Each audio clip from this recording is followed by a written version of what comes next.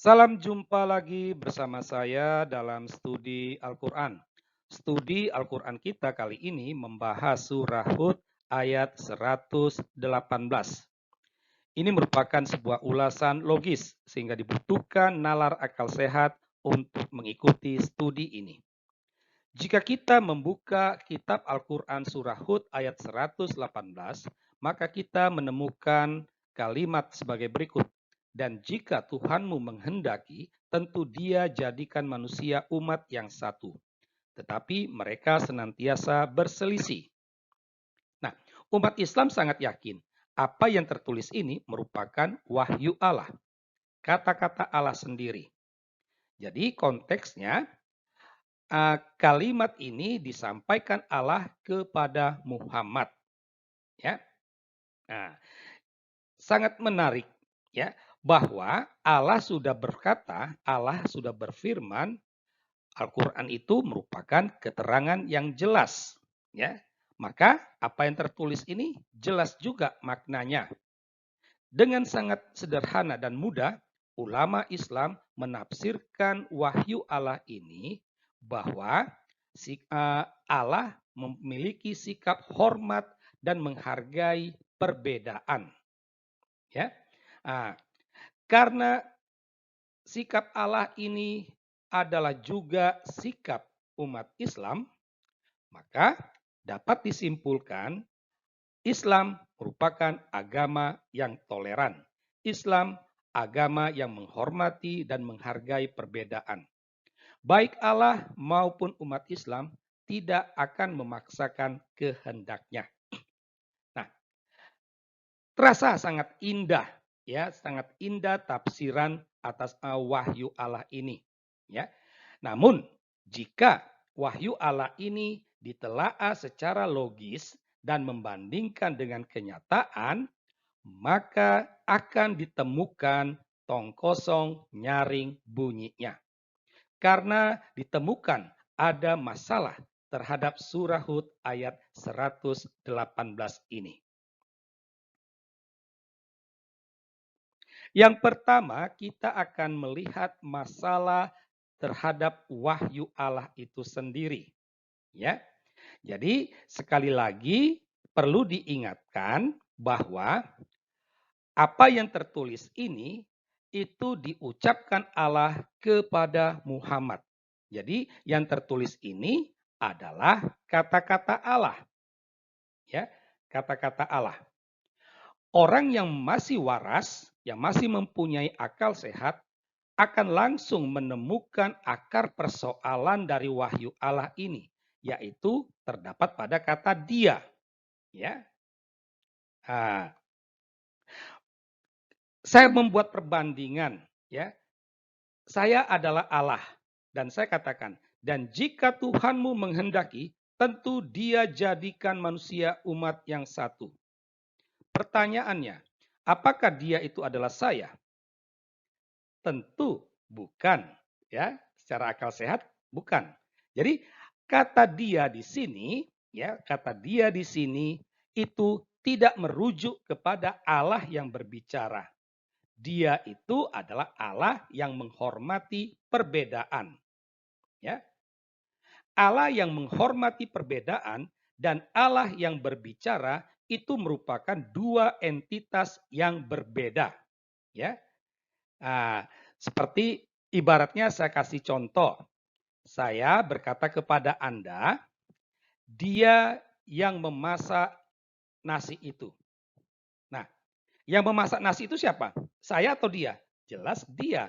Dia itu berbeda dengan saya. Ya kan? Nah, oleh karena itulah kasus kata dia dalam wahyu Allah ini membuat orang yang berpikiran waras dapat menyimpulkan Allah ada dua, yaitu Allah yang berbicara dan Allah yang menghormati perbedaan. Menghadapi kritik ini, kerap ulama Islam melontarkan rasionalisasi, ya. Mereka mengatakan bahwa wahyu Allah itu diucapkan oleh Jibril, ya, seorang utusan Allah. Sebagai utusan, dia menyampaikan pesan Allah. Ya, pesan itu adalah wahyu Allah, kata-kata Allah. Nah, tapi menjadi persoalannya, jika kita mengatakan bahwa kalimat ini, kalimat wahyu Allah ini disampaikan oleh Jibril, maka klaim Al-Quran langsung dari Allah itu langsung runtuh. Karena terbukti wahyu Allah ini tidak langsung disampaikan oleh Allah, tetapi oleh Jibril. Ya kan? Jadi langsung tanpa Al-Quran itu tidak langsung dari Allah. Selain itu juga, secara logika dan juga berdasarkan ilmu linguistik, apa yang tertulis ya dalam surah Hud ayat 118 ini bukanlah kata-kata Allah, tetapi kata-kata Jibril. Ya. Jika benar itu adalah kata-kata Allah yang disampaikan oleh Jibril, seharusnya Jibril mengawali dengan Allah berfirman atau beginilah firman Allah. Ya. Allah berfirman ini banyak dijumpai dalam ayat-ayat Al-Quran lainnya, tetapi ini tidak. Nah, jadi rasionalisasi Islam itu langsung gagal. Selain itu juga ulama Islam mengatakan bahwa ayat ini merupakan bentuk diktean Allah. Ya, jadi waktu itu Allah mendikte Muhammad agar Muhammad mengulangi apa yang dikatakan oleh Allah. Nah, jadi ini kata-kata Allah dan Muhammad mengulanginya lalu ditulis. Nah, begitu logikanya, ya. Namun logika ini bisa dikatakan keliru karena jika benar ini merupakan diktean Allah terhadap Muhammad, seharusnya Allah mengawali dengan katakanlah, ya. Wahyu Allah dengan redaksi katakanlah itu banyak kita jumpai dalam ayat-ayat Al-Quran. Tetapi di sini tidak. Apa mungkin Allah itu lupa? Ya kan? Nah, disinilah masalah dengan wahyu Allah. Sehingga kita bisa katakan Allah Islam itu ada dua. Yang berikut adalah masalah dengan tafsiran. Ya, dikatakan bahwa Allah itu menghormati perbedaan sehingga Islam dikenal sebagai agama toleran. Benarkah Islam itu menghormati perbedaan? Ya, kalau kita merujuk pada kenyataan dan juga ayat-ayat Al-Quran lainnya, maka kita menemukan jawaban yang sebaliknya. Ya, ada banyak bukti untuk itu, tetapi kita kali ini menyampaikan dua bukti saja. Yang pertama, soal penggunaan kata kafir. Hanya karena tidak mengakui Al-Quran sebagai kitab suci, tidak menerima Muhammad sebagai nabi, maka seseorang itu akan dilabeli kafir. Ya. Jadi secara tidak langsung di sini tanpa adanya pemaksaan kehendak agar kamu menerima Al-Quran sebagai kitab suci, agar kamu menerima Muhammad sebagai nabi. Kalau tidak, maka kamu kafir. Dan Allah sudah berfirman, orang kafir itu wajib dimusuhi, dimusnahkan.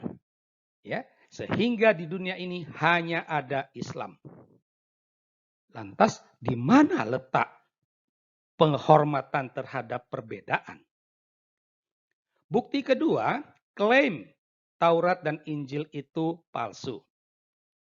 Hanya karena Al-Quran dan Muhammad itu tidak tertulis dalam Taurat dan Injil, maka baik Allah maupun umat Islam akhirnya percaya Taurat dan Injil itu sudah palsu. Sekali lagi, tampak jelas Allah dan juga Islam mau memaksakan kehendak agar Al-Quran dan Muhammad itu harus tertulis dalam Taurat dan Injil. Mimpi kali ya. Nah, dari uraian di atas kita dapat ambil kesimpulan ya. Kesimpulan terhadap surah Hud ayat 118. Tampak jelas bahwa tafsiran atas surah Hud 118 ini tidak seindah kenyataan ya. Karena terbukti baik Allah maupun umat Islam tidak menghormati perbedaan. Sehingga Islam bukanlah agama yang toleran. Yang berikut, jika surah Hud ayat 118 ini merupakan wahyu Allah, maka harus dikatakan Allah ada dua. Menjadi pertanyaannya, benarkah demikian? Nah, secara logika, wahyu Allah dalam surah Hud ini bukanlah wahyu Allah. Sehingga bisa dikatakan surah Hud ayat 118 merupakan hasil rekayasa Muhammad, merupakan kebohongan Muhammad. Demikianlah kajian logis kita atas surah Hud ayat 118. Semoga mendapatkan pencerahan. Sekian dan terima kasih.